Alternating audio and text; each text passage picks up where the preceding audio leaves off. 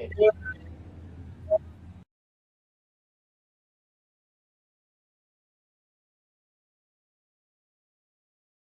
evening, everybody, and welcome back to Vidane TV Championship Night here for the RBR Maritime Group Season number 6. Showtime. Paul Strickland Jr. in the booth. Ashton Reiki has the night off. He's doing some hockey things with his hockey friends. And we've got Kyle Young joining us in the booth. Dr. Race Chaser, first time up here this season in the RBR booth. How are we feeling tonight, brother? Pretty good, man. Pretty good. It's nice to be back with the RBR Maritime iRacing League. It's been a little while. As you mentioned, I'm here for the finale and the finale only, but it's nice to be reunited with these guys to see some familiar faces, familiar paint schemes, and get to a racetrack that you and I both know quite well here at the Lanier National Speedway. Just about set here to get rocking and rolling with our first of 2 heat races, and with it being championship night tonight, Paul, I believe we have some chit-chatting going on with our contenders tonight as a part of this heat race broadcast here. Yeah, you can follow along as what's going on here with heat race number 1. We've got a little bit of time here, and it works out really well because these guys got hooked up 2 by 2. But we want to talk to these top 4 guys in the championship standings. 9 points separating these guys. Travis Roma, Tanton Woolridge, Richard Drake, and Chris Roma all within striking distance of the championship, and it's a real possibility here with the RBR point system. 1 point per position, and you can see Brett Suggs back in 5th, 26 points back as these guys take the green flag and work themselves away. Kind of a final practice, if you will, for these drivers, but under live conditions here at Lanier. And we're going to talk to a couple of these guys, and what better way to kick things off than with the Rational Richard Drake, the Laker News 141. Richard, it's great to talk to you. Great to have you up here in the booth. Know you're excited. You've been pumped up all season. The second half, really getting that 141 car working and making a little bit of magic happen. What's the strategy going into tonight? Well, you know, we got to just try to execute and put into practice everything that we learned this season, and really that comes down to tire savings. So these 150 lap races are a lot on a single set, and I just got to try to keep them there so that we have something to run with the other contenders. See, Chris is going for a spin there. Yeah, luckily with these heat races, everybody getting damage in these heat races, to be able to get that all fixed, get a new car down there. Barney in the flag stand giving us that yellow flag, and that's a good way to kind of show everybody what not to do, how not to win a championship. And it's good to get that out of your system early, right? Yes, for sure. I mean, nerves are going to be running high, and one of the things I love the most about this league is that the competition is so close, right? We've seen that. That's why the points battle is so tight, and everybody's got to be on their game, and we're all going to be driving at the limits of adhesion tonight, I can tell you that. Absolutely, and we know there's a lot of 141 fans out there rooting for you to win this championship. Anybody you want to say hi to? Any last words before jumping on into it, as it were? Yes, thank you for the opportunity. I got to say hi to my dad. He spots for me, and he's watching the broadcast, and we'll probably watch it again afterward. We love what you guys do. Hi to Eric and Janetta. You guys have supported me a lot throughout the season. Hi to Pat, my sponsor in the Laker News. And hi to Robin, of course, because, man, she's done everything for us in the real world. She's like my second crew chief and biggest fan on iRacing, so big shout-outs to Robin as well. Thanks, everybody. Absolutely, man. We'll let you get back to it. Got to get strapped in, ready to rock and or roll here at Lanier. Good luck. Hopefully we'll talk to you after the show here tonight. Yeah, thanks for having me up here. Take care. Absolutely, Richard Drake. These guys going to take the green flag here. High five from Barney in the flag stand. 5 to go. And, Kyle, I think you're a little bit further on down pit road. You're getting watching Travis get strapped into that 38 car. Indeed I am, Paul. He will be also in competition here in heat race number 2. Travis, you are the man that everybody is chasing after. Up at the top of the point standings tonight, 4 points separating you from Tanton Woolridge, your closest competition. What do we got to do tonight inside the machine of your race car to make sure that you stay on top once that checkered flag falls in the 150-lap main event?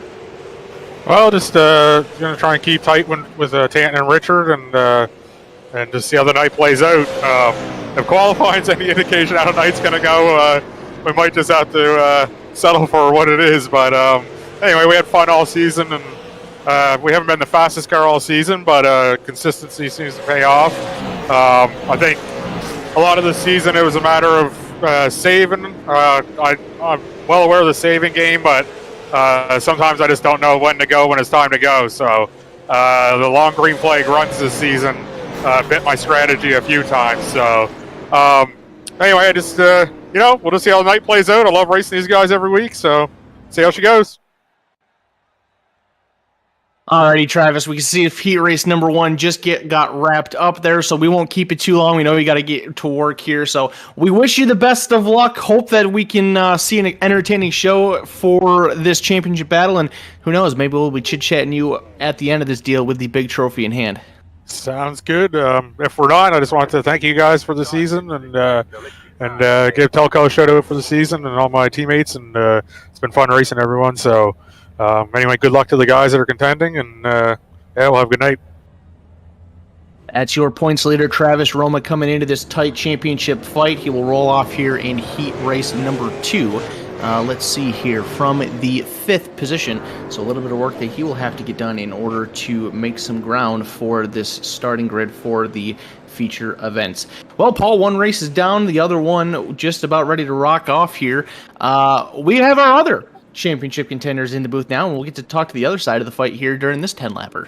Indeed we do. From one Roma on over to another. Going to get hooked up here with Chris shaking the cobwebs out just a little bit. You got rocked there in that heat race a little bit. Chris? Chris isn't here, man. Might be stepping on the wireless cord there. You scared him away. Might still be I blame trying you. Yeah, it's probably my fault. Green flag flies. We'll see if we can get hooked up with Tanton Woldridge, another championship contender. Still not only mathematically eligible for this championship, within striking distance, 1 point per position. Pretty much finish as high as he can. And what's the game plan going into the night here, Tanton? I mean, the game plan is as always to go out and get the best finish possible.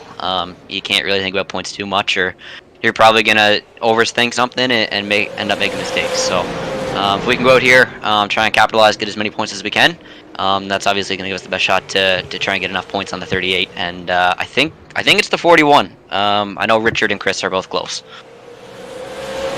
Yeah, and you can see Rational Richard Drake showing he's got that championship juice. He's side by side right now with Brett Suggs there on the outside in that 33 car.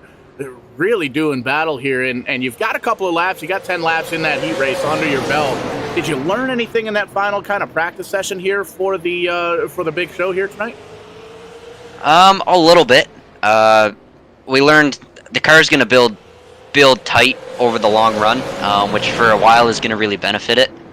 And then I think maybe closer to the end, you might start to notice it maybe go a little bit too far. So obviously, tire saving is going to be a big thing tonight. We go 150 on one set of tires, so you're going to have to is possibly one of my strong suits. So we just got to take what we're good at and try and use it to our best advantage, and the areas that we struggle with, just try and minimize the mistakes there, and at the end of the day, we'll be in a good spot. We know you got to get ready to get back to work here at the virtual racetrack. Who's out there watching here tonight? Anybody want to say hi to? Any last words before we get going? Yeah, big thank you tonight, Caden Tufts. Hooked me up with a new paint. It was meant to be last week at PEI, but we ended up missing that one. Had to go and work a late shift. So big thank you, Caden, for rocking there to the park. And I guess it's a little bit of a tribute for PEI. Sometimes Terry Duguay's in here. He'd be the other PEI driver. Other than that, I think we're the only one. So shout out to I guess all of PEI and Trevor Lamb Racing. They've done a ton for me, get me in a pro late model over the past few years. And PEI Potatoes on the back of the car. They're a big supporter of Trevor Lamb Racing. So big thank you to those guys. 100%. Good luck here tonight. Hopefully we'll talk to you after the show. All right, thank you guys. 1/1000th of a second, by the way, was the margin of victory there in that second heat race. Holy cow, are we in for a treat here tonight. Kyle, did we get Chris's wireless microphone plugged in down there? Well, we're going to see if we give him one more shot. Maybe we just try to get him out of the race car a little too soon. Chris Roma, my man, you got a copy with us here in the booth. Yeah, I got you guys. Well, well, there he is. Alrighty, so we get to hear from the fourth and final championship contender going into this deal. Chris, you are at the bottom of this fight, fourth place, 9 points out. You're trying to chase down your brother for this championship race here. What's it going to take out of you? You got to leapfrog 3 different drivers, but at the same time, it's only 9 points, so it may sound a bit challenging, but it is definitely still possible for you from all the way back there in P4. 9 points. It's a pretty big deficit to make up. 9 positions on the track on. I don't even know how close I am with the other guys. It's going to come out, try to get the checkered flag like every week. Had a couple mishaps a few weeks and buried myself in the points. Felt like I've been pretty strong all year. I should have been fighting for the title, but we'll take it how it comes, and good luck to Travis. So you're going to roll off here in position number 11, the inside of row number 6. You got 150 laps to do it in. What's the mindset here on your pace? Obviously, 150 laps, fairly lengthy for a third-mile short track, but of course, if we get into a long green flag run here, those laps are going to click away pretty quickly. So how do you manage the patience element and the urgency element throughout this race? I've already got myself set back in the field where I'd like to for the start, but I'm going to try to make my way up as quick as I can while conserving tires at the same time. That's always my MO. I save tires and go as hard as they'll allow me without burning them up, and hopefully I'll be there at the end.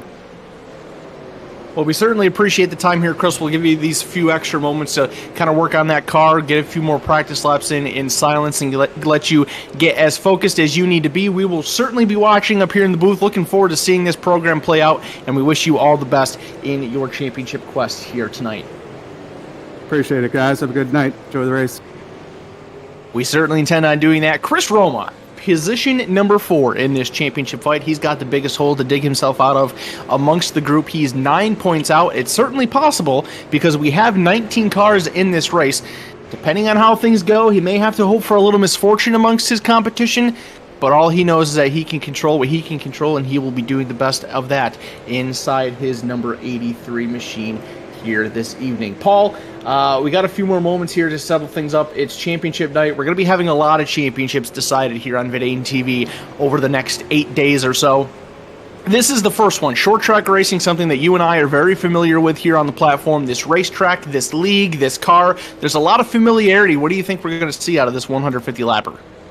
Kyle, I think we're in for a banger here tonight, and it's funny because it almost seems like when you kind of made your triumphant return, when Dr. Race Chaser jumped back on board with Verdane TV, everybody cranked it up to 11, man. The competition has been absolutely stellar in each and every single one of the leagues here that we've seen here on Verdane TV. You and I just called an amazing iRacing Super Speedway race last night with Liberty Racing League, finding out which 4 drivers are going for that championship belt next Tuesday night here on Verdane TV. That's going to be a whole lot of fun. And, oh, by the way, tomorrow night, NEP returns. They're going to be at Motegi tomorrow night, and then Dover next Thursday night, going to be crowning their champion after 100 miles at the 1 mile oval there in Delaware. That's going to be a whole lot of fun to watch as well. And then we kind of crank gears. We shift gears here just a little bit, jam that transmission into overdrive, and we jump in to the real racing style of things that you and I enjoy so much. You saw a little bit more with the Dr. Race Chaser gimmick. 33 races in so far this year? That is correct. Pretty happy to be at that number here as we get towards the end of March. Unfortunately, Mother Nature has not been a very big race fan over the last few weeks. I know she's been a bit of a pain in the rear for a lot of people in the motorsports world. And it's been across the country, too. Here in the Southeast, we saw a lot of cancellations last weekend. The Pennsylvania scene saw a lot. The World of Outlaws, NOS Energy Drink Sprint cars were supposed to be up there. And some of those Pennsylvania tracks were supposed to kick off their seasons. They were only able to get one race in last weekend at Lincoln on Saturday. Hopefully things will start to turn around here soon. I know at least here, specifically in Charlotte, the next 2 days are going to be absolutely gorgeous. It's going to finally start to warm up, so hopefully we can kind of get a little dry area to come about and we can start to get some more racing in. But I'm actually pretty excited. As we're seeing similarly here tonight, I'm going to be attending my first ever Solid Rock Carriers Cars Tour race this upcoming Saturday at the Florence Motor Speedway in Timmonsville, South Carolina. They won't be racing super late models like we're going to see here tonight. They'll be racing late model stock cars, which are very similar, not as much horsepower and a bit of a difference in the chassis, but should be a lot of fun. I know you're itching to get yourself to Stafford. You're so close, and I feel the pain. I still recognize with it, me being from Syracuse, New York, very familiar with how the Northeast winters are and how long it takes for race season to come through. But I'm telling you, man, you just got to hold off a little bit longer. It's almost here. Dude, I'm telling you, I'm already hungover for Spring Sizzler weekend next month. I am so looking forward to it. Looking forward to the ACT Late Model Tour coming back to Stafford Motor Speedway for the first time in like 30 years or some odd years like that. Gonna be pretty cool to kind of familiarize with some of the names that come down from north of the wall, and that'll be pretty cool. So anybody making the journey down to Stafford Speedway for Spring Sizzler weekend from Canada, hey, look for the big red bearded guy from Verdane TV. We'll get you a t-shirt or something. But how about this, man? Take a look at this championship contender. Tanton Woldridge going to start on the pole here tonight. Brett Suggs mathematically stuck in 5th position, not in the championship fight, but he's going to try and close off the season with a win. He's going to start outside. Row number 2, we will find, let's see here, Caden Tufts in car number 00. He will start in position number 3, and one of our other championship contenders, Richard Drake in car number 141, will roll off in 4th. Pace car driver definitely took his coffee. It seems like he's going just a little bit quicker than usual, getting ready to pull off, getting ready to take the green flag already as we take a quick peek through the starting lineup. You can see just outside the top 10, 11 and 12th. Chris and Travis Roma, the other 2 championship contenders, have a little bit of work to do. You heard they weren't very happy with their qualifying efforts, and that's going to give them a pit stall halfway down pit road as well. But the green flag flies, and there you see it, the 56 machine. New colors for that car. I think that's a potato on the hood of Tan's car. Potato on the hood, potato on the quarter panels. Well, hopefully he'll be raising a nice big old potato later on in that championship trophy. He will lead lap number 1, gets the clearance, and will leave the battling going on behind him. Caden Tufts slides on by for position number 2, gets a little sideways there off of corner 2, and that leaves a side-by-side battle with Brett Suggs and Richard Drake going on in position number 3. Suggs holding tough on that top side. He's got the advantage. He's actually going to win that battle with Richard Drake, and he's going to charge back to the outside of Caden Tufts to try to get himself back into the runner-up spot. Did those 2 guys even get off the track? Richard Drake, Brett Suggs, side by side again. Caution flag flies, though, early on here in this one. That's going to be a fun battle to watch throughout the race. Those guys have a lot of respect for one another and very, very clean racers. Crazy to see just how strong Suggs is on that high side in that number 33 car. But let's take a peek here at that U-House Racing Designs instant replay. Kenny McKenzie finding himself in trouble there in the 85 car. Ooh, big contact with that inside safer barrier or the inside concrete wall there. See, kind of gets in there just a little bit hot. Looks like he checks up a little bit so he doesn't slide up into Fougere in the 36 machine, and just gets the front end kind of spun around. You can see grabs a gear, grabs reverse, going to try and get this thing spun back around here. Wanted to get a good shot of victory lane, and now just getting that thing, trying to turn back around in any sense. Going to lose a lap here in this one. The 85 car having himself a bit of a ladder to climb up early on in this one. Under caution here on lap number 6. You know, Paul, it says on the back of his car that his machine runs on ham sandwiches. So whatever ham sandwiches that are being used to power that number 85 machine, probably going to need a little extra mayo in between the bread to get himself back involved in this one. The good news, though, is that he is the only car off of the lead lap in this early stage of the race. So if he's able to get a quick caution here, I would assume that these guys do a free pass rule and should be able to put himself back on the lead lap fairly quickly. You made mention he did make contact with that inside wall. Not a ton. I can't even see any damage on the front end of that Acura of Moncton machine. So a minor setback here for Kenny McKenzie. Obviously not how he wants to get his season finale race underway. But the good news is that he didn't really throw himself out of the event just yet. Just have a little bit of a setback to overcome here throughout the next handful of laps. Hey, how do you get a ham sandwich to go faster?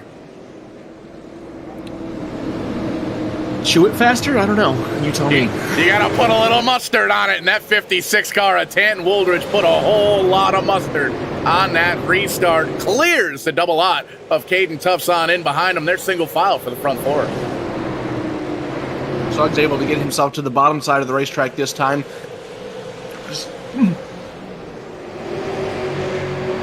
And he's going to get in behind Caden Tufts, kind of set his sight on the back bumper of the 00, but don't look too far back, and you'll see the Laker News 141 machine of the Rational Richard Drake, and he is all over the back bumper of the 33 car, and you know he wants to get up there. He wants to run side by side and have himself a heck of a battle with Suggs in that 33 car for that third position.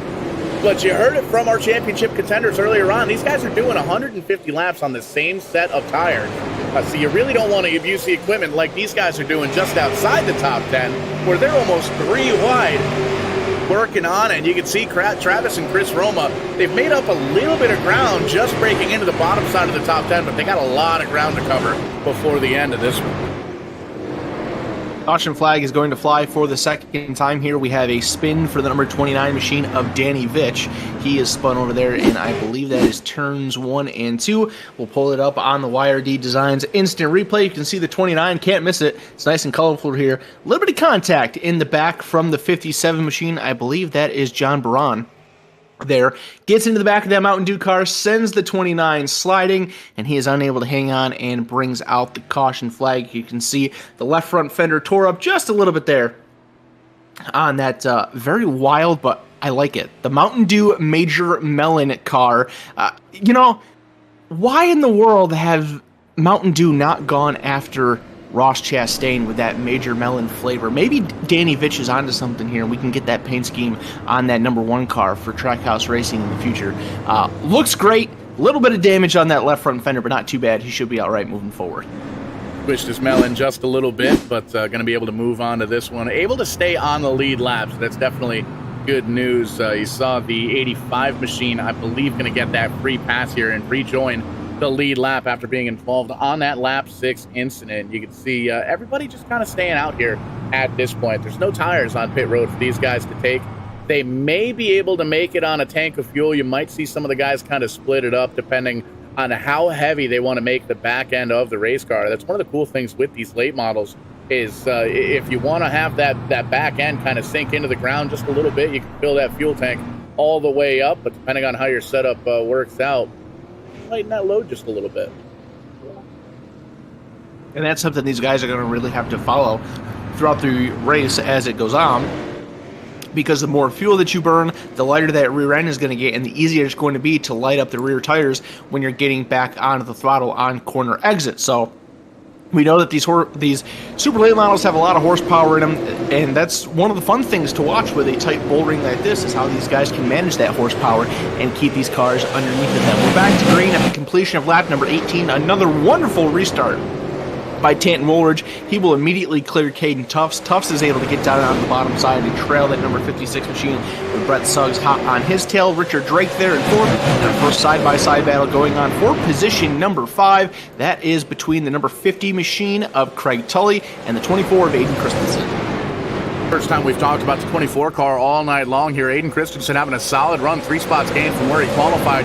You can see outside right now, the big boss man there in the number 50, the Toco Electric machine, driven by Craig Tully. He's going to take that spot, move back into the top 5, and set his sights now on the back of the 141 there of the Rational Richard Drake.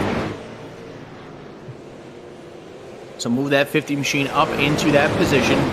Christensen will fall into position number 6. A little bit of bumper tag there through 3 and 4. No harm, no foul. And a few more cars back. We got a little side-by-side action going on with Travis Roma getting around the 89 of Conrad Murphy for position. Murphy opening that hole up for the 41 of Jason Goss. Goss going to look to the inside to try to cycle his way around that 89 car there on the bottom side of the track. Getting that top side to rubber in, and Paul, that's something that we've mentioned in prior show track racing broadcasts. It's a challenge to make the topside work at some of these tracks, but if you can get enough cars to run up there and get that lane rubbered in, it actually makes it a viable option later on in the race. 100%, and right now, really got to take a look at the championship points coming into it. Travis Roma was the man on top with 370 points. Tanton Woolridge 4 points behind him.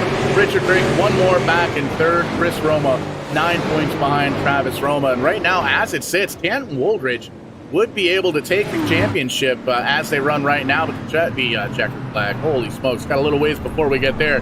Yellow flag flies, and we'll take a peek here at the U-House Racing Designs instant replay and find out what brought out the caution here on lap number 27. Had to do with the 17 machine of Brad Hayes, and I think he had some help from the 13 machine of Dave Cassidy as they went into turn number 1. So we'll get that one queued up on the YRD Designs instant replay and walk it through for you. Another minor incident there going on for a couple of our competitors here. So nothing too major just of yet. A little bit of argy-bargy, as you hear on the IMSA broadcasts when we enjoy a little sports car racing. So here we go, the YRD Designs instant replay. You can see the 17 of Brad Hayes up there on that top side. Dave Cassidy, the camel car. If you can see it, well, maybe Brad didn't see him. There's contact between the two. For turn 4, Hayes goes for a couple spins and comes to rest just up against that inside wall. He fires that car off, and as it looks right now, I do believe that he was able to stay on the lead lap, so that's a good thing for him. He is all the way back at the back of the field. Well, now I'm seeing him lined up behind the pace car, so I don't know if he was able to stay on the lead lap or if he's just stuck on the tail end and gets to cycle around once we get the one to go signal. But either way, Hayes should be okay to continue on here. Nice looking Pabst Blue Ribbon number 17 car. It's kind of got a throwback look to it on the paint scheme there. I don't know if it is a throwback or if it's referencing a specific paint job or not, but pretty good little look there for the 17 here in this season finale event at the Lanier National Speedway.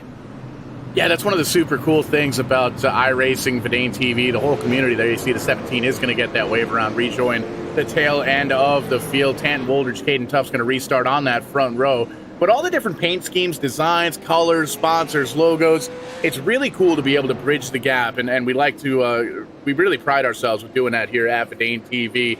Caution car going to pull onto pit road. We're going to take that green flag, and those potatoes are icy. Look at that 56 car go.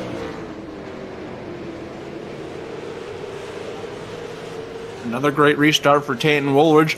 He will clear the field. Whoa, we got some big contact in the back of the field. The 141 of Richard Drake is involved. Aiden Christensen as well. I saw him get sideways. Christensen kind of climbed over the nose of Richard Drake, and they all go for a spin over in turn number 4. You can see some chewed up damage on the 24 front bumper. Send things off to the YRD Designs Instant Replay to take us through that one. One of our championship competitors, Paul, in trouble here in turns 3 and 4.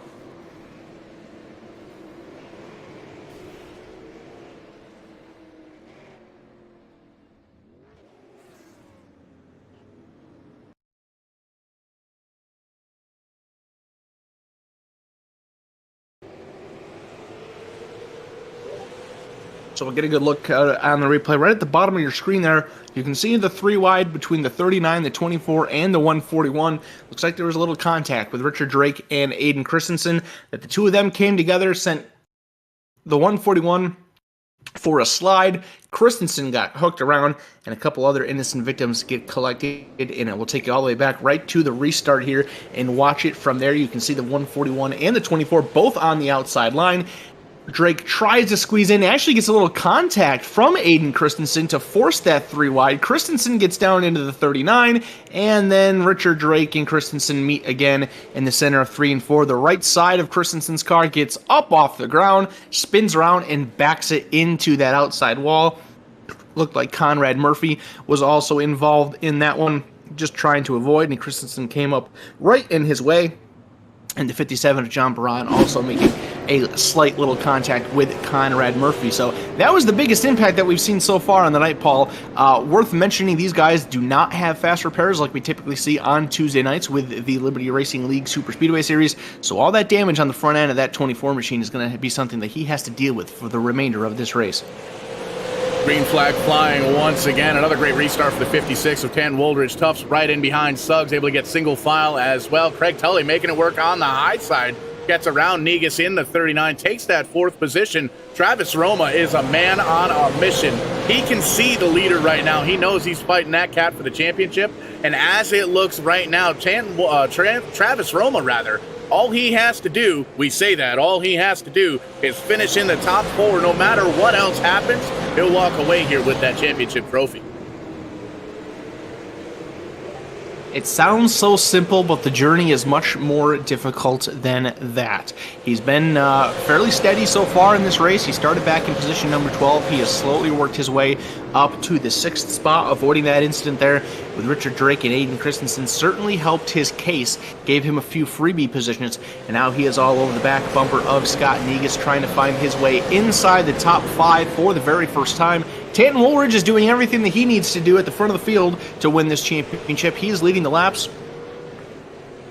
keeping everybody behind him, but he can't really control what's going on with all the competitors back there by doing so. So we'll continue to follow things along. We're closing in here on the 50-lap mark, which will give us 100 laps of racing left to go.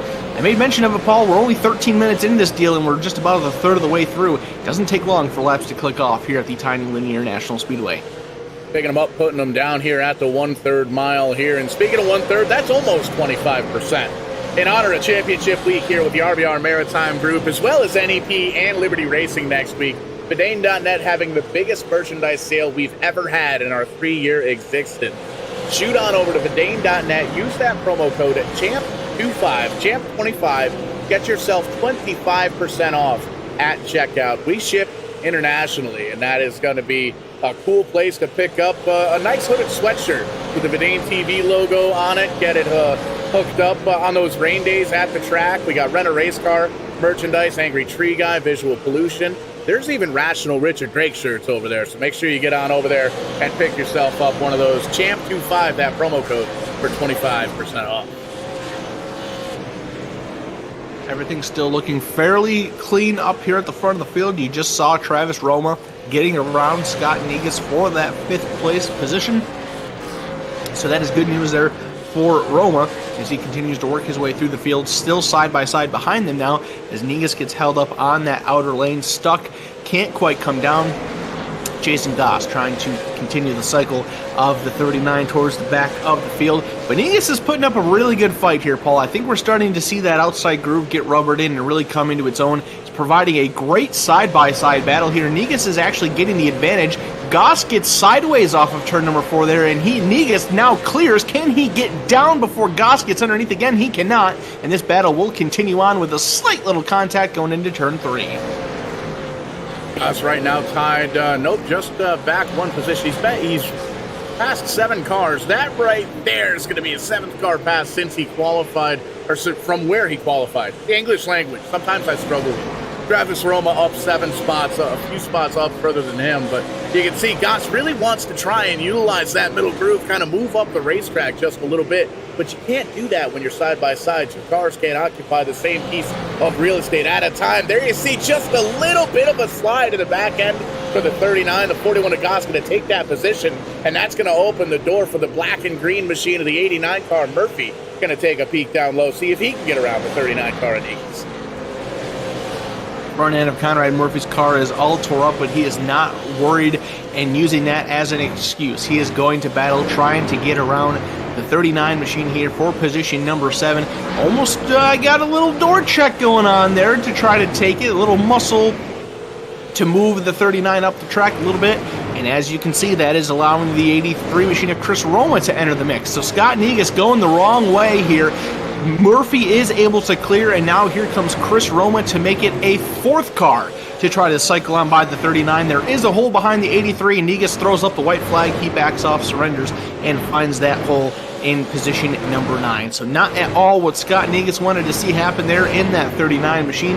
But fortunately, the bleeding has stopped, and he can kind of recuperate himself here and find a way to start making a charge back forward here as we complete lap number 58 at Lanier.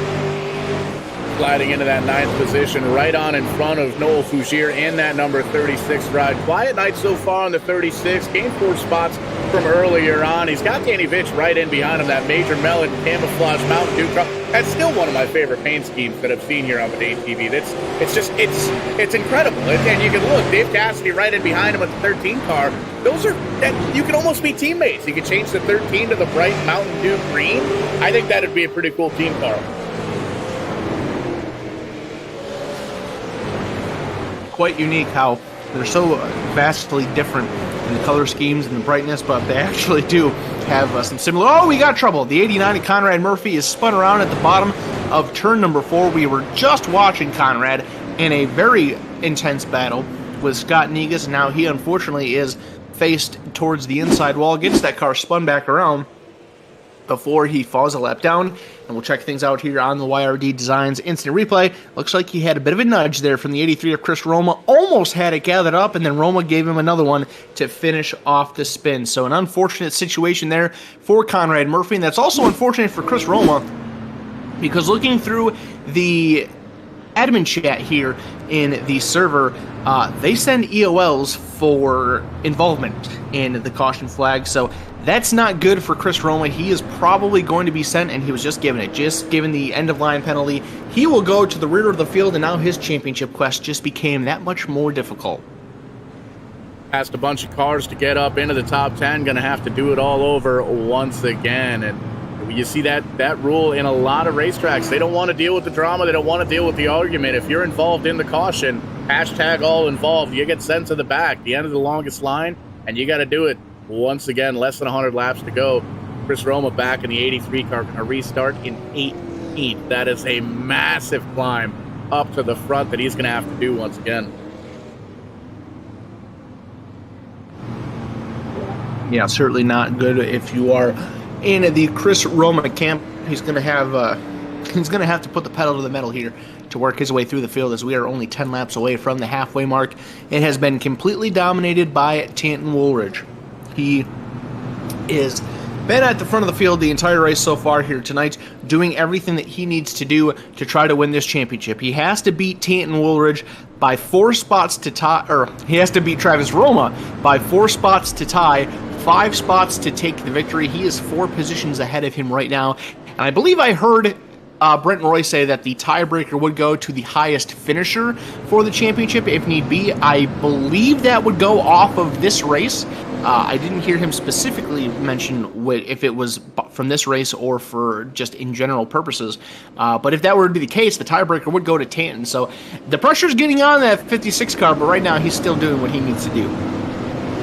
Hasn't overcooked the potato just yet. Gets another fire restart, though. Slides on up in front of the double aught, and Caden Tufts there in second. Brett Suggs holding on to third, but Craig Tully wants himself a podium, trying to make it happen up on the high side. He's got the note, the other Roma, though, the 38 of Travis down on the bottom side. Right now, he's moving himself into a championship spot.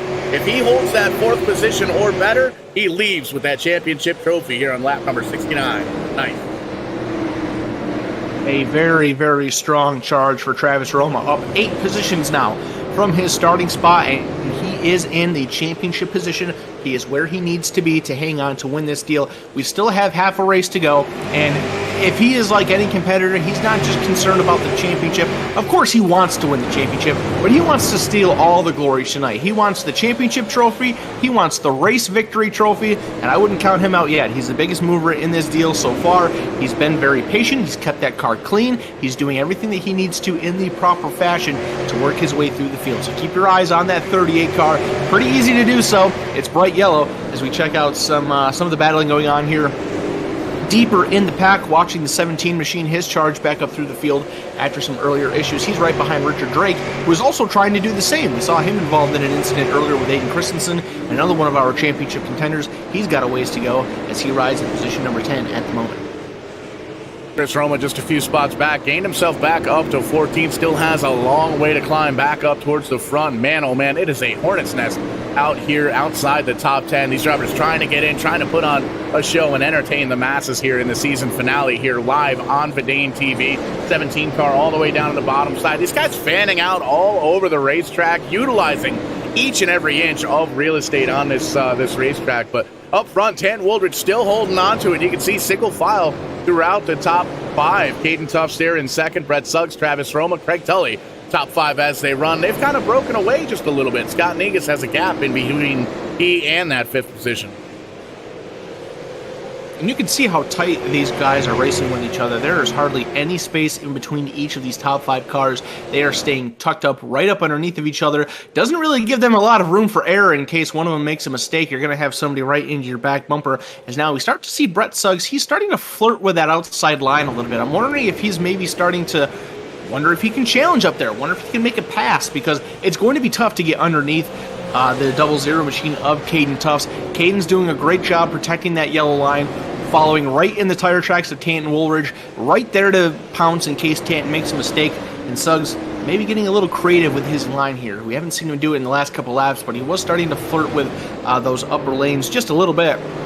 He's tucked back in line and following the 00 pretty closely as we continue to rattle off laps. 80 laps will be in the books this time by 70 laps to go.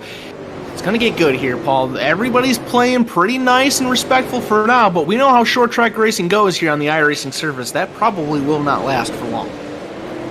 And we've seen clean racing throughout all 6 seasons here with the RBR Maritime Group. Lots of respect all throughout the field here. A lot of these guys hang out at the real racetracks too. You see Suggs taking a peek down low. He's going to take a shot now at that second position underneath Caden Tufts.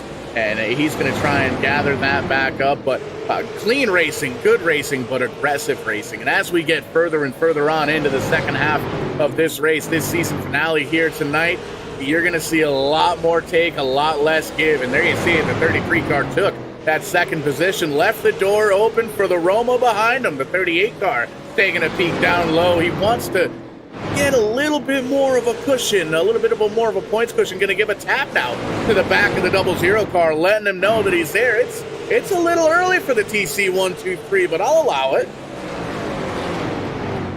I made mention of it, Paul. Eventually these guys are going to start to get a little more aggressive, and Roma was trying there to make it a 2-for-1 special for Caden Tufts, but Tufts was able to fight that one off, and he hangs on into position number 3. That could have been really bad for Tanton Woolridge, not only for the fact that you have Brett Suggs now on the back bumper, but it would have allowed Travis Roma to gain another position and extend his opportunity to gain that championship. Caution flag is back out. We have another problem for the 17 machine of Brad Hayes in turn number 3.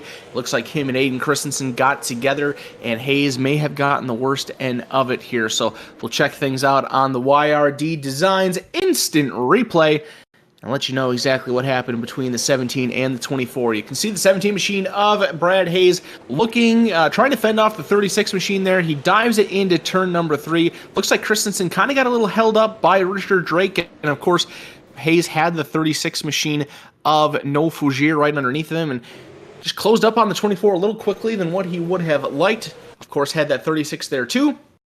Looks like Christensen may have got into the back of Richard Drake that checked him up a little. Gets into the back and spins up towards the outside wall. Christensen also taking a slide there on the bottom side of 3 and 4. So that puts us under caution after a fairly decent green flag run there. And it looks like, Paul, that is going to be the end of the season for Brad Hayes. He has put that car behind the wall. The window net is down, and he is going to climb out of that Pabst Blue Ribbon machine. His season with the RBR Maritime iRacing League here for Season 6 will come to a close with a 19th place finish. Yeah, gonna crack that cooler open and maybe get a nice cold PBR or 2 and enjoy the rest of the show here on Vidane TV. Think we're gonna get the one to go here as the iRacing pace car gonna shut the lights off.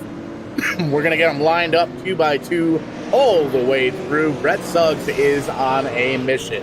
Came into tonight 5th in points, 26 markers back, with only 19 cars here in the field this evening. Not eligible, not mathematically eligible to win the championship here tonight. So he's going for the next best thing. He's going to try and get himself a win here in the season finale. Green flag flies, the 56 on fire once again. The battle going to be for second. The 00 Tufts takes a peek down low underneath Suggs. Suggs is vulnerable restarting on that outside line. Caden Tufts trying to take advantage of it, but Suggs is doing a great job of fending him off. Tight on that door. Maybe a little contact as they come off of turn number 2. Suggs still has the advantage, but a great drive on entry for Caden Tufts. He tries to slide up again, but Suggs is too good. He will get a good launch, fighting tooth and nail for this runner-up position. Tan Woolridge hoping to see them stay side by side, maybe gives him an opportunity to separate a little bit. Tufts is not giving up. He's slipping, he's sliding, and now he loses the battle. Brett Suggs will hang on to position number 2, and his sights are now set on the 56 of Tan Woolridge for the race lead. Not only is the high line coming in, I think the high line is clear, and I think I just saw that first bump, and we say TC 1, 2, 3. Teddy Christopher races all over New England, famous at Stafford Motor Speedway. He'd hit you 3 times, 3 taps. The first one, hey, I'm here. Second one, hey, I'm faster. The third one, he'll send you on up into the wall. We've seen it happen from time to time here at RBR. It's always clean, always respectful racing, but every once in a while, you got to use that chrome horn. Well, and you have to be careful here if you're Brett Suggs. Obviously, you want to get the race victory. You want to end your season on a high note, but you don't want to do it at the cost of Tanton Woolridge's season. He's racing for a championship here. Caution flag comes out. We'll put this battle on hold, and we have trouble once again for the 85 machine of Kenny McKenzie over in turn number 1. He goes for a slide and a stop. I think he had a little help there from the 78 machine, Paul. We'll take a look there on the YRD Designs Instant Replay and get a confirmation of that one. Backing up the tapes, and we'll take a peek at it once again here and focus in on the 85 car, the 78. Johnny Fitzpatrick right in behind him.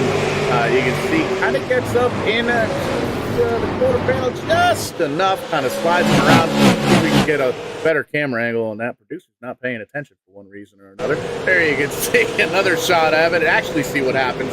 78 gets in there just a little bit hot. 85 rather. Does a good job getting that car woed up, kind of holding on, trying to let the field kind of park the seas, so to speak. Grabs the gear, gets going in front of the pace car. So going to stay on the lead lap. Going to have to come down and get some of that damage repaired, though. Looking like that right front just a little bit tore up. Yeah, that it is. He's starting to show some signs of battle here at Lanier National Speedway. Certainly not an uncommon scene. You get these guys a little rough and tumble racing on a short track, a little nudging and budging. And unfortunately, Kenny McKenzie, the victim of it there. So we have reached the 100 lap mark. We have surpassed the 100 lap mark. Less than 50 laps to go. It's been Tanton Woolridge the entire time. He's trying to do what he can to win this championship. Unfortunately, Travis Roma in the 38 car is in position to hang on to his points lead. So at this point for Tanton, you got to hope that maybe something happens to that 38 car, because despite everything you're doing, you are not in the championship picture right now. Green flag comes back out. Brett Suggs quickly drops down to the inside lane, finds a hole between Tanton Woolridge and Caden Tufts, so he won't have to get into an intense battle that we saw that last green flag run. And we'll quickly single file out amongst our top runners. Ooh, a little contact there. Suggs into the back of Woolridge. That opens the door for Tufts to get underneath, and we are right back at it again. Caden Tufts and Brett Suggs for P2.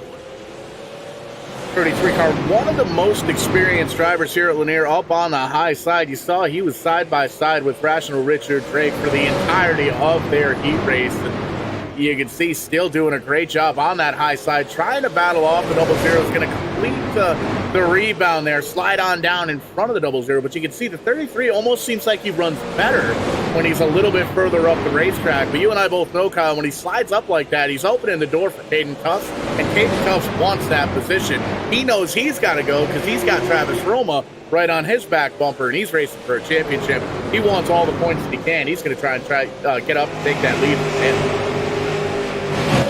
Yeah, it looks like Suggs is trying to open up his entry a little bit to where he can dive in the corner and get a straighter run coming off to find some momentum and see if he can sneak underneath of Tanton for the race lead. It's not working yet. Tanton's doing a good job of defending, holding a nice pretty wheel, and keeping those left side tires right on or beneath the yellow dash line that separates the racing surface from the apron.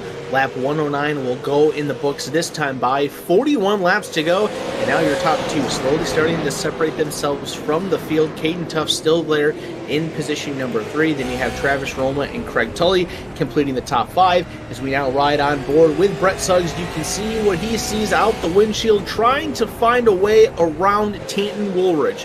Trying to do it the right way, trying to steal this one from Tanton, who's dominated by leading every single lap from the pole to this point. And Brett Suggs having a lot of experience on iRacing, in real racing, lots of knowledge in that, and really just playing chess here at 300 miles an hour. Well, not 300, but you get the idea. These guys making these split decisions to try and get that position, try and get up towards the front. Wants to spoil the show, knows he's not going to be able to leave with that championship trophy, but wants to at least get a piece of hardware to add to the collection. And you can see right now, doing his homework, but running out of time. 46 laps to go here in the season finale for RBR.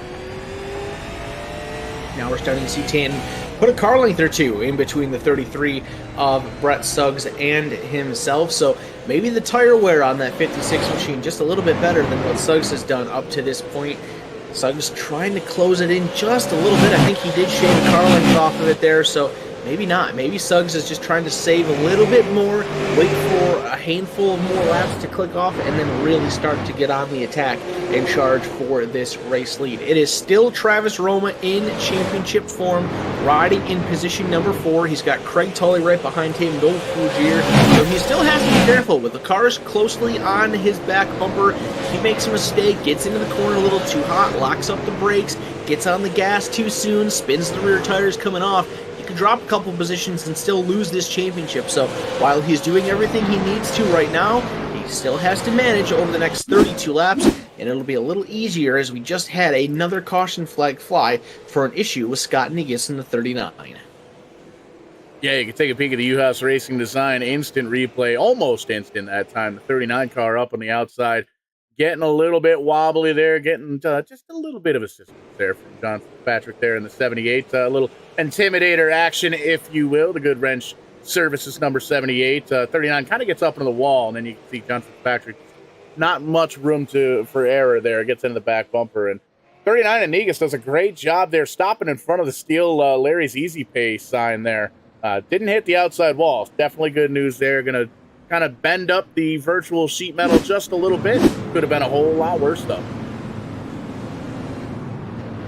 Certainly could have, still not at all the ideal situation with so few laps left to go, having to drop to the back of the field. Lost a lap, so that makes things even more challenging for him for these remaining laps. I want to give a quick note to any John Fitzpatrick fans out there. Unfortunately, his night has come to a close. He has retired from the event, and he will be credited with an 18th place finish.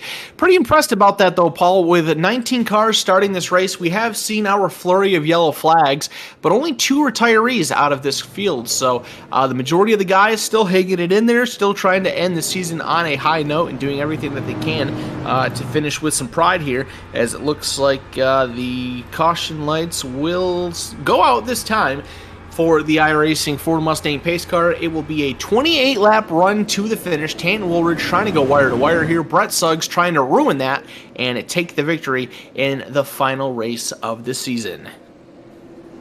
Championship contender Woolridge going to restart on the pole. Travis Roma back in 4th. Richard Craig back in 9th. And Chris Roma in 7th right now. Restart once again. The 56 doesn't get the shot that he usually gets. Suggs going to jump up on the high side. Holds on. Still holding on. A little side-by-side action. He's trying to make that high side work for him. Doesn't quite get it, though. Woolridge going to hold on for the time being. Tufts down the bottom side. He's going to try and get around the 33 of Suggs. He is doing everything he can to force Brett Suggs to use the outside line, and now Roma's on the back bumper of Tufts, and he spins! Caden Tufts spins off the front bumper of Travis Roma, and the caution flag will fly. Paul, if we follow things correctly here, that could cause Travis Roma to go tail of the field, and that may ruin his opportunity at the championship. Definitely going to make it a whole lot tougher with 25 laps to go in this one. Let's take a look at that YRD instant replay. You can see a couple of cars get in that corner just a little bit on the wobbly side. Everything looks good there, but there's the incident, so we'll get that sorted out and take a peek at which cars were that. Looks like Negus involved in the 39 car, so we'll get that backed up and take a peek at it from the YRD chopper, and you'll be able to see that 13 car gets a little bit wobbly up in front. That kind of causes the accordion effect here. It's even further on up. Let me look at the right tape here. We'll back that up one more time. Well, we'll back it up a couple more times. As you can see, the 56, 57 car of Byron He's going to get a good shot at this. Caden Tuff's up front. That's what starts everything. But you can see just how far through the field everybody gets involved in this one. Caden Tuff's going to drop all the way back to the last car on the lead lap there in 15th as he was battling for second. This is what set the dominoes falling down the stairs. The Slinky falling on top of itself and kind of crushing on through the field. There's the battle. Suggs up high. Little bit of a bump between 3 or 4 cars, and Tuffs just kind of loses the back end. Good shot there from Roma, and there's the entire accordion effect. And just kind of a parking garage there on the start-finish line. An interesting scenario there, tough one to call, and it looks like race officials will keep the 38 machine in his position there. Maybe too much contact between too many cars to blame that one solely on Travis Roma. So Roma, he may have just gotten away with one there. He will move his way into third place. Sole possession now of the championship lead, and Brett Suggs is absolutely attacking Tanton Woolridge for the race lead. The last time by in 3 and 4, he was down on the apron to try to find space underneath the 56 machine. You know Suggs as the competitor that he is. He's won a lot of races here on Verdane TV. He's won with the RBR Maritime League a handful of times before. He knows how to get it done here, and he is going to do everything in his power to take the checkered flag here in this final race. 18 laps to go. What will Suggs have for Woolridge? He's got a little bit of breathing room in behind him, so he can kind of utilize that high and middle groove that he's so powerful on. And you can see kind of driving down the racetrack into the back bumper of the 56 of Woolridge and really utilizing the top side of the racetrack. They're starting to pull away from Travis Roma in that third position. Noel Fougier, he kind of turned the afterburners on up, got himself into the top 5. Biggest mover of the race so far, gaining 10 spots. Rational Richard Drake rounding out the top 5, but the battle's still up front between Woolridge and Suggs. 15 laps to go this time by. The window of opportunity is starting to close for Brett Suggs. If he is going to have an opportunity to win this race, he needs to pounce here soon. He's got space. He knows that there's no pressure. If he makes a mistake here, he's not going to have to worry about sacrificing that second place spot. So he can afford to be aggressive here. Tanton Woolridge, he's trying to go wire to wire, lead all laps and make the victory. You don't want to lose it late when you've led so many laps, and there's probably no worse competitor to have in your rearview mirror than Brett Suggs to try to hold off here in the closing stages.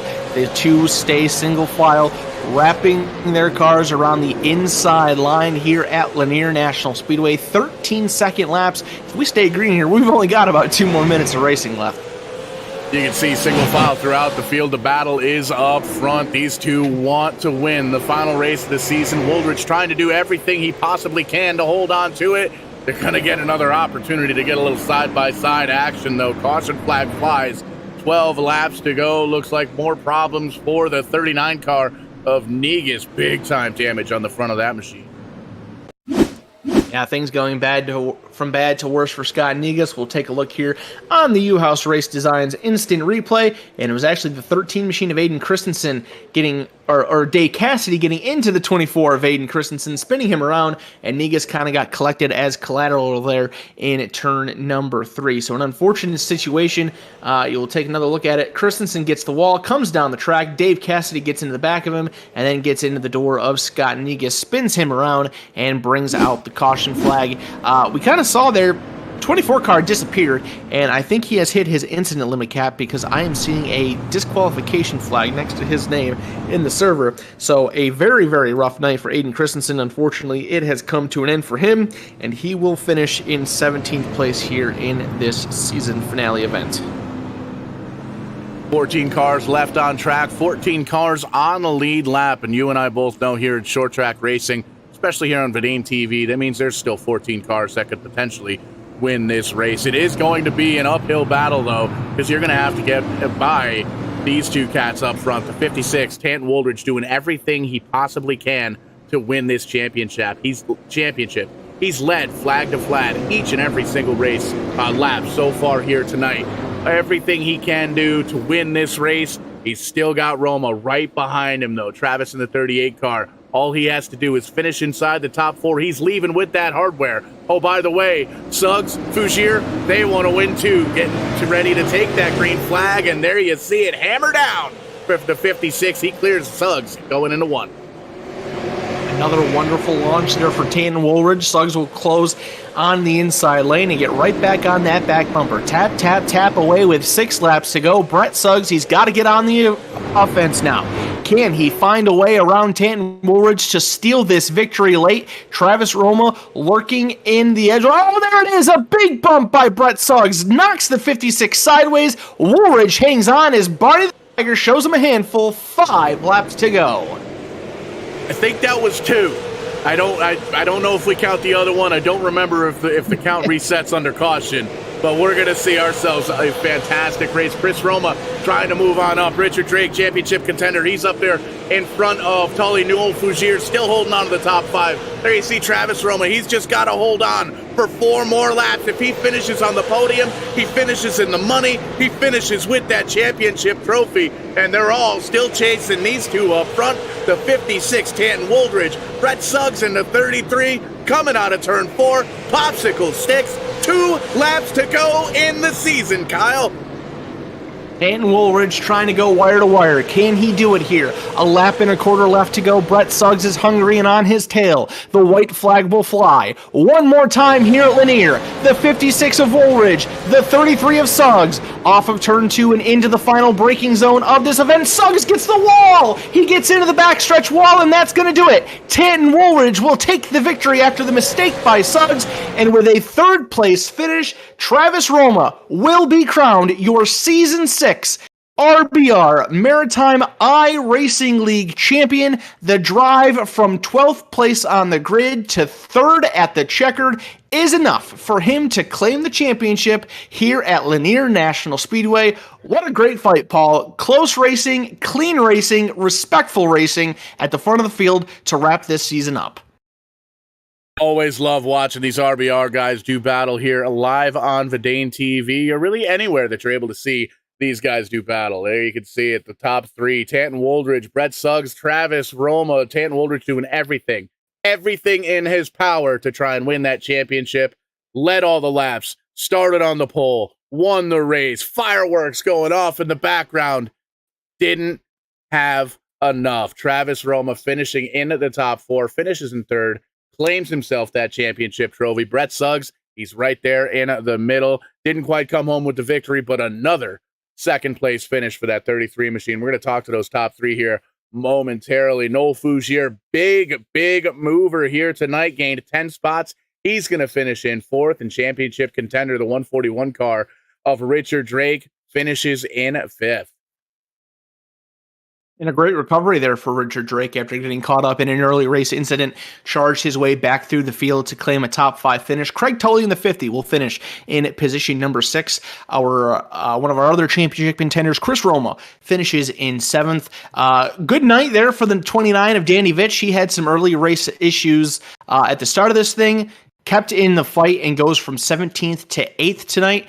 9th place finisher is Jason Goss and Caden Tuffs. Man, what could have been. He was running inside the top 5 for the majority of this race. Got shafted late there with a spin. He was still able to recover for a 10th place run, but you know, Paul, that he wanted a little bit more after being 3rd place for the vast majority of this race. Just outside the top 10, Dylan Black in the 08 car. Clean enough night. Didn't talk about him all night long. Finishes in 11th. Kenny McKenzie in the 85 car.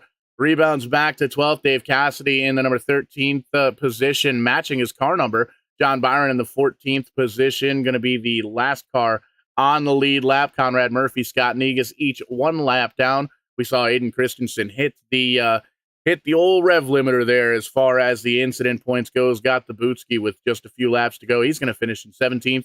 John Fitzpatrick in 18th, and Brad Hayes in the 17, multiple laps down, rounding out the field there in 19th. Let's talk to some of these guys, man. We've got some excited race fans. We've got some excited drivers. I think you're down there on pit road. You're caught up with the guy that tried to spoil the show, the 2nd place finisher, Brett Suggs.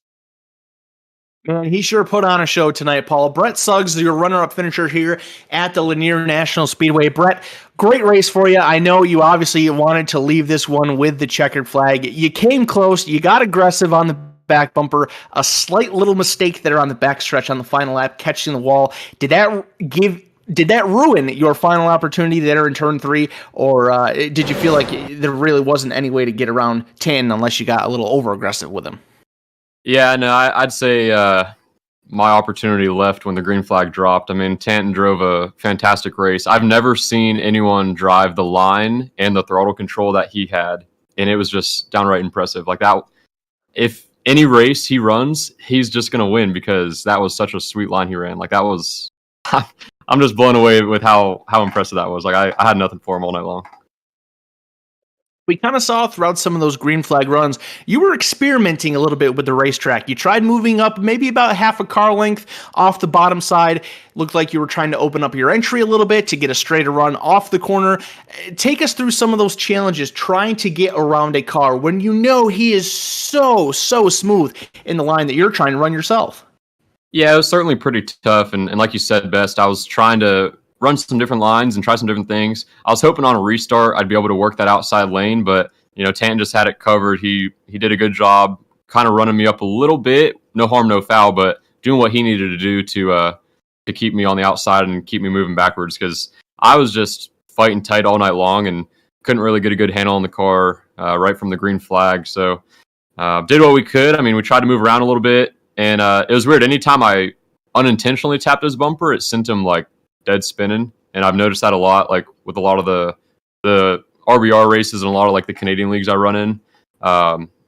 So I was like, well, if I try to actually give him a bump, it's just going to completely turn him. So I didn't even want to risk that. I didn't know if he was in it for points or anything. So just kind of wanted to run it out and settle for second there and try to go on to the next one. So the season comes to a close here with the RBR iRacing Maritime League. Not a championship effort for you this season. Looks like you were able to hang on for 5th place in the point standings. So what comes next for you? We know you're pretty passionate here on the iRacing world. I believe that you've kind of changed some things up in the real racing world, and I think I may have heard your name in that Pro Late Model event at the Cars Tour race at Southern National Motorsports Park about a week and a half ago. So what's next for you here, either in the sim world or the real world? Yeah, that's exactly right, man. Been pretty busy, full-time job on top of my business that I run pretty much full-time as well. And then try to squeeze in some iRacing time here and there. But as for iRacing, not too sure when my next race is going to be because I got a couple long weeks of travel coming up for work. But then for the real racing, probably within the next week or two, we'll announce our next race. And I think a lot of people are going to like what our announcement's going to be. So everybody tune in to our social channels, Brett Suggs Racing Marketing on Facebook, Twitter, Instagram, YouTube, TikTok, everything. And we'll make sure to get that announcement out to everybody. Well, Brett, it was surely fun to watch you race here tonight. You put on quite a show and made it very interesting at the finish. If there's anybody else that you'd like to thank, please go ahead and give us those shout-outs. Yeah, absolutely. Want to thank my buddy Shane Williamson of Team Jones Race Development for being on the spotter stand here tonight and pretty much every night here with the RBR series. He calls a good race and keeps me nice and calm all race long. So big shout out to him, as well as our IRL program, TH Motorsports, Racer Tees, the Custom Matco, Maconi Setup Shop, Racing America, Lake Norman Power Cleaning, Brett Suggs Racing Marketing. I mean, the list really goes on and on. Dusty Peace, Gibson Collectibles, T1S Racing. There's so many people that stand in our corner, Roaster Jim's Coffee as well, North Creek Construction. We really got a lot of supporters here, and I can't thank them enough for everything they do for me. The lone American here in the RBR Maritime iRacing League is Brett Suggs. He made his presence known here tonight, almost stole the victory away from Tanton Woolridge late in the going, but he will have to settle for a runner-up finish here in the finale at Lanier National Speedway.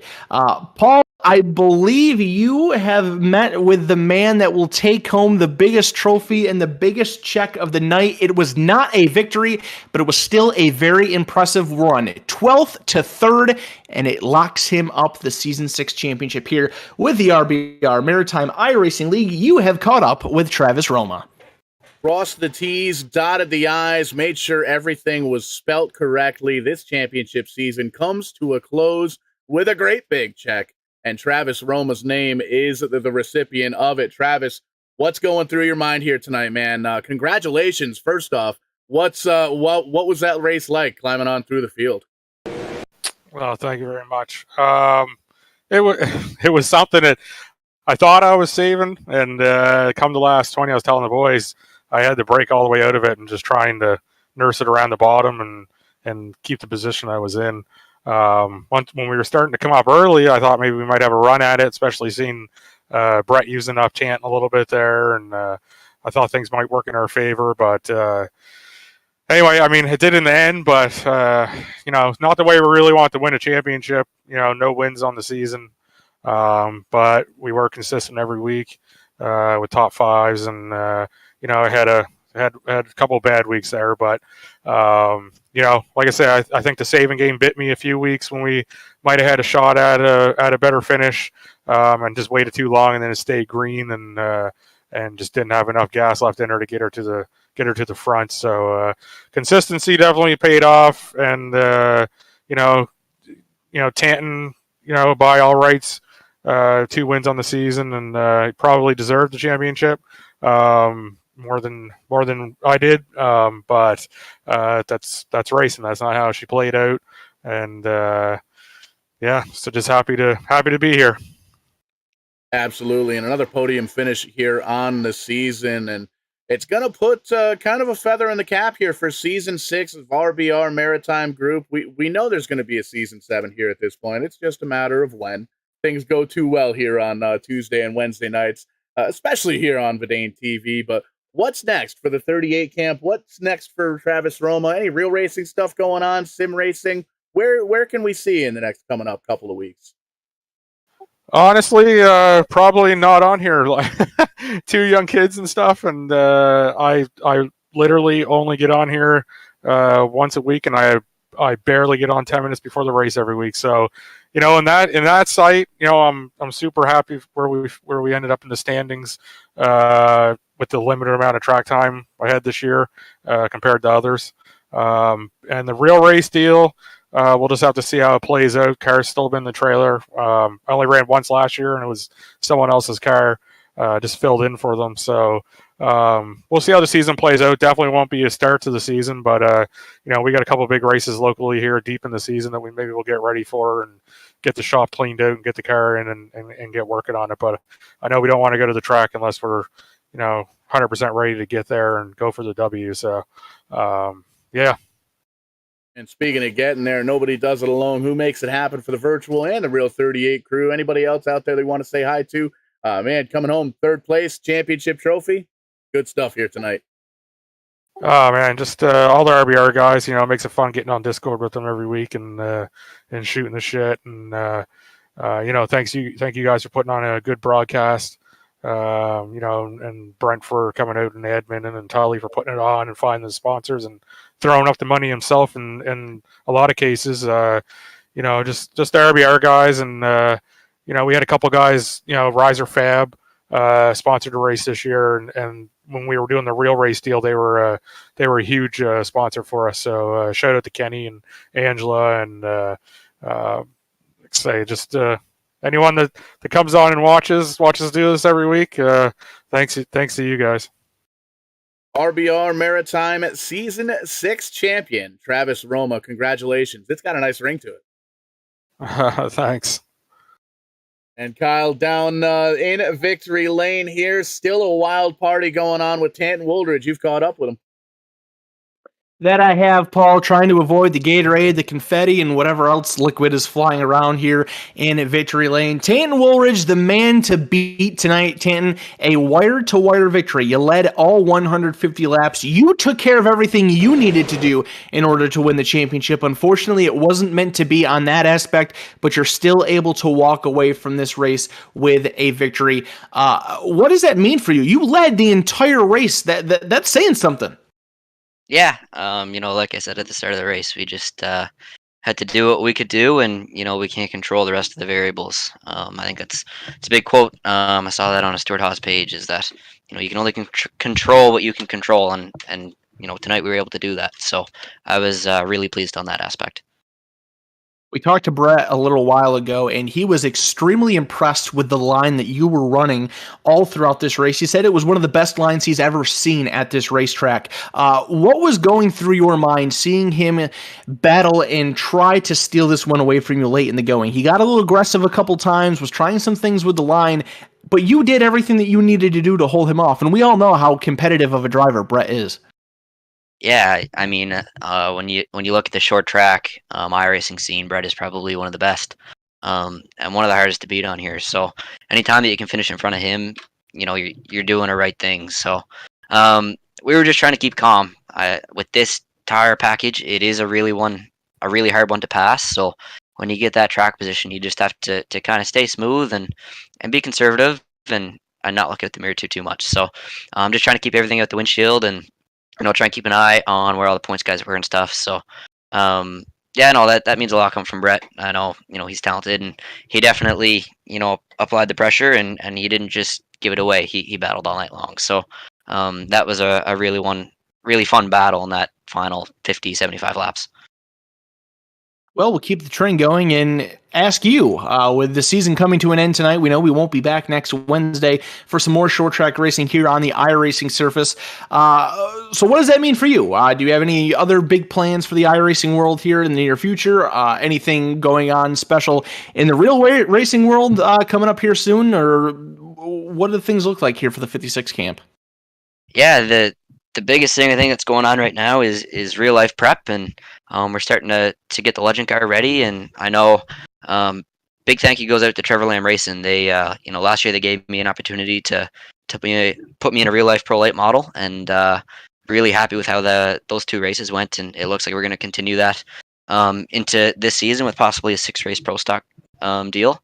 So biggest prep right now is going out to them. I know we're looking for sponsors. Obviously, the Pro Stock ranks in Atlantic Canada is a really expensive thing to do, and I'm not a big money kid. They're not a big money team, so we're going to be reaching out to all our partners from last year, and we're definitely looking for new ones. So that's kind of our biggest thing right now. Is looking for sponsors and continuing to get that car ready. I know Jansen Gallant and Matt Watson.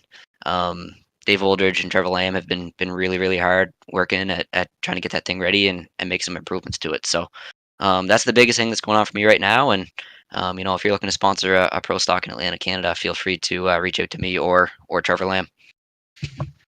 Well, if the real world talents are anything like what we saw tonight in the sim racing world, hopefully you can find some great business partners to help you out with that, because I think you will make them very happy indeed. Tan, if there's anybody else that you'd like to thank, please feel free to do so here on this 150 lap led victory tonight at Lanier. Yeah, big thank you goes out to Caden Tufts and Aiden Christensen. They've done a lot for me with paints, and actually I got to drive Aiden's legend car down in Florida this winter. So really big thanks to those guys, and I think a really big thank you goes out to all the admins and everybody who puts on this series. I think Brett nailed it right in stone right before the race. This series is really starting to put other series to rest, like with how well ran this is. They do an excellent job getting sponsors, and they just put everything together and put on a really good show. So thank you to Craig Tully, all the Romer brothers. Brent Roy for doing the admin work all year long. And I think big thank you goes to Telco Electric as well. I think they sponsored, 3 or 4 of these races. There's Riser Fabrication was a big one. So, there's a ton of sponsors, I think, for the series that, that the drivers that have finished in the top 3 might have not have said enough throughout the year. So, big thank you to all those guys as well. That is your race winner tonight here at Lanier National Speedway for the season finale of the RBR Maritime iRacing League. He did everything that he could tonight. He led all 150 laps. He shaves a couple points off the margin, but unfortunately not enough to claim the championship. He still has the checkered flag to bring back home for this one, Paul. I know he's pretty enthusiastic about that, and really a great mindset as a whole. He said it, we can control what we can control. We can't control anything outside of that. He did everything in his power to win the championship. It just wasn't meant to be this season.